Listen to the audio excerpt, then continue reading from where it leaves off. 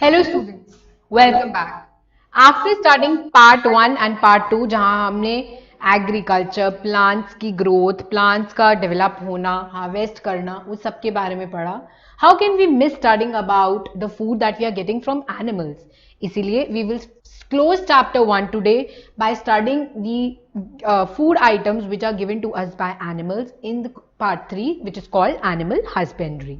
So let's start. So what is animal husbandry? As I said, it is the branch of agriculture concerned with animals that are raised for meat, fiber, milk or other products. It includes day-to-day care, selective breeding and raising of livestock. तो जिस तरह से आप plants का ध्यान रखते हो step by step, क्योंकि हमें उनका हार्वेस्ट चाहिए, हमें सीरियल्स चाहिए, हमें पल्सेस चाहिए, जो भी चीज़ें हम खाते हैं with which are of plant origin, वो सारी चीज़ें हम पार्ट 1 और 2 में डिस्कस कर चुके हैं.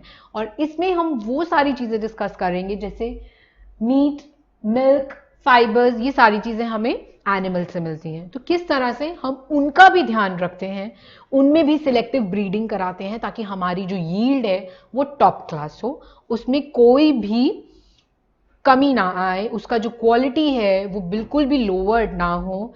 सो सिमिलरली हम उतना ही ध्यान हर स्टेप पे यहाँ पे भी रखते हैं जब हम उनको सर्वाइव कराते हैं, जब हम उनका ध्यान रखते हैं.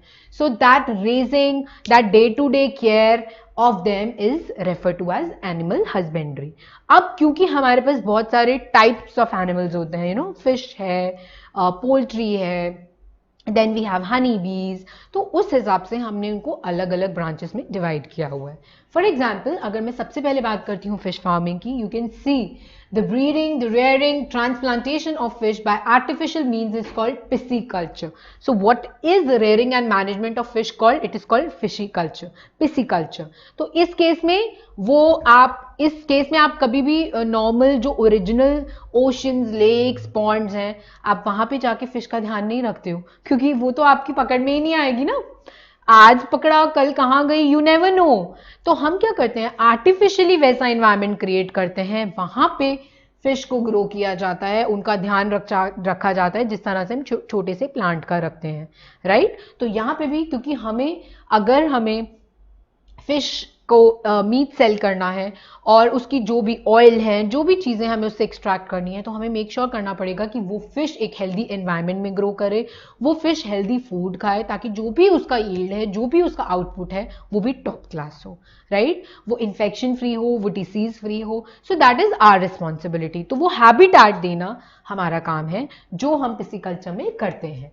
So in other words, fish farming, it is the principal form of aquaculture. Aqua is always related to water. While other methods may fall under mariculture, marine life, it involves raising fish commercially in tanks or enclosures, usually for food. जो मैंने आपको भी explain किया. And this is one of the pictures which tells you, ये कहीं से इकट्ठी नहीं की हुई है, ये ग्रो की हुई है जैसा आप आर्टिफिशियली करते हो. मैरीकल्चर, एक्वाकल्चर, घर में एक्वेरियम होता है तो उसमें आप ज़्यादा से ज़्यादा 4-5 मछलियाँ रख सकते हो.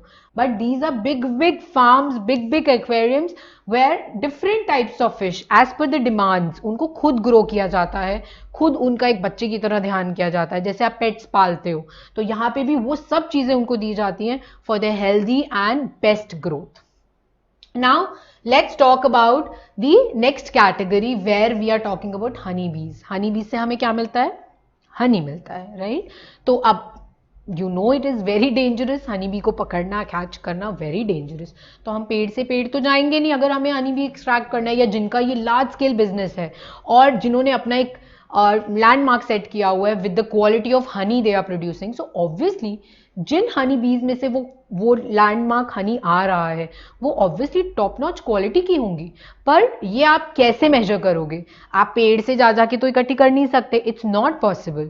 सो अगेन, जिस तरह से हमने फिश के लिए एक आर्टिफिशियल मीडियम क्रिएट किया था, उसी तरह से apiculture is the act of rearing Honey बीज. In this method, the bees are bred commercially in apiaries. It is a home for them, जो artificially, commercially create किया जाता है.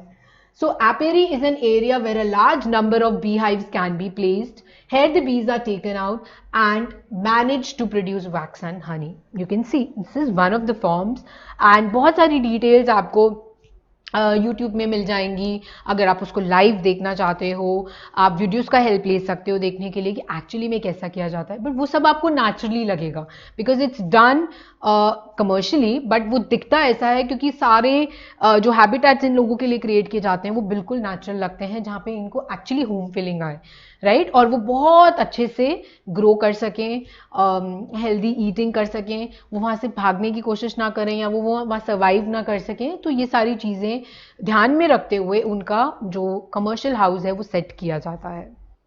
Okay, so with this we move to the next branch and that's called poultry farming. ये आपने बहुत ही closely अपने आसपास भी देखा होगा. People have poultry farms. Again, as I repeat, poultry farms अब hen से आपको चिकन भी मिलता है, फ्लैश भी मिलता है, आपको एग्स भी मिलते हैं. So it's a very big business. और अगर आप अपने ब्रांड के एक नेम क्रिएट कर चुके हैं, लैंडमार्क सेट कर चुके हैं, तो again the quality is very very essential. क्योंकि जैसा कि आजकल के टाइम्स इतने अनसर्टेन हैं, एनिमल्स अगर कोई भी नॉर्मल स्ट्रे एनिमल है वो पता नहीं क्या खाता होगा क्या नहीं खाता होगा, उसकी बॉडी में किस तरह के उसी खाने से किस तरह के हार्मफुल बैक्टीरियाज जर्म्स भी आ सकते हैं एंड स्पेशली वायरसेस, राइट. सो जब आप एक ब्रांड नेम का चिकन यूज करते हो, एग्स यूज करते हो, आपके दिमाग में यही पॉइंट होता है कि it is very healthy, it is very safe. और वो तब होगा जब वहाँ पे प्रोड्यूस की हुई हेंस जो है वो बहुत हेल्दी होंगी, उनके लिए बहुत ही क्लीन एनवायरनमेंट होगा, जो जर्म फ्री होगा, जो इन्फेक्शन फ्री होगा. So poultry farming is the practice of rearing poultry birds. Poultry farming includes birds such as chicken, fowl, duck and turkey are bred for purpose of yielding meat and eggs. These domesticated birds are also known as poultry. Birds are reared even for their byproducts such as feathers, manure and blood. So story is same for all the animals. उन सब के लिए एक अलग branch बनाई गई है जहाँ पे वो अपना नेचुरली ग्रो करते हैं. उनकी रिक्वायरमेंट का जितना सामान है बेसिक नीड्स का, whether it's food, whether it's shelter, it is provided to them with the best versions, ताकि वो इन एनवायरमेंट्स में हेल्दी ग्रो करें और आपको हेल्दी ईल्ड दें, जो सेल करके कमर्शियल बिजनेसेस चल रहे हैं. So I hope with all these practices it is very clear for you कि जब भी हमें, चाहे वो एनिमल हो चाहे वो प्लांट हो, हमें उसका हार्वेस्ट चाहिए. We have to work hard a lot and there are so many things you have to keep in your mind to get the best output. So best of luck, do well and see you in the exercise.